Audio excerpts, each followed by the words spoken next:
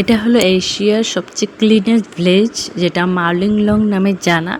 শিলং চেরাপুঞ্জিতে আছে। দেখো আশেপাশে অনেক অনেক ভিড় গাড়ির, আর দোকান অনেক প্রচুর রয়েছে, হ্যান্ডমেড জিনিস। আর আশেপাশে অনেক থাকার লজ আছে, হোমস্টে আছে, তোমরা চাইলে থাকতে পারবে। তো কিন্তু তোমরা যদি সকাল সকাল যাও এখানে অনেকটা জায়গা ঘোরা যায়। আর দেখো রাস্তাঘাট তো কি ক্লিন দেখেছই।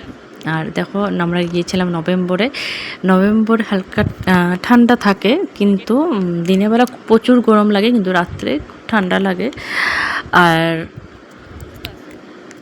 ওই দিনেও এত সুন্দর গাছে ফুল ফুটেছে, মানে জল যে সময় বৃষ্টি এতটা হয়ই না।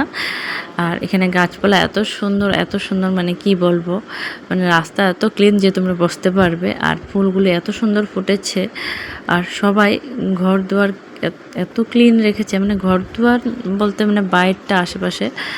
আর এখানে মানে একটা বুঝতে পারলাম না এটা কি চার্চ না কোনো স্কুল বা কী হবে বুঝতে পারলাম না। আমার মনে হয় এটা চার্চ হবে, তবে ছোটো মোটো জায়গায় এত সুন্দর জিনিস দেখতে ভালো লাগে।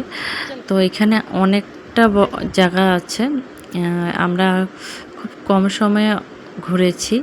এটা একটা লজ, আশেপাশে অনেক দোকান আছে, এখানে একটা মাওলিংলংয়ের বোর্ড।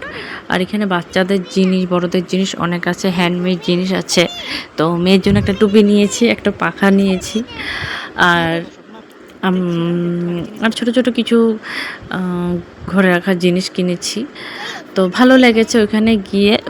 ওখানের ওয়েদার এত সুন্দর, তার জন্য ওখানে জিনিসও খুব ভালো।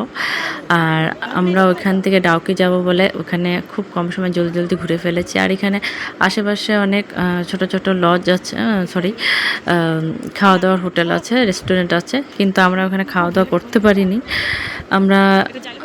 পারিনি। মানে আমার হাজব্যান্ড আগেও একবার গিয়েছিল, বলেছে ওখানে প্রচুর ভিড় হয়, তার জন্য আমরা খাওয়া দাওয়ার প্যাকিং নিয়ে গেছি লাঞ্চ।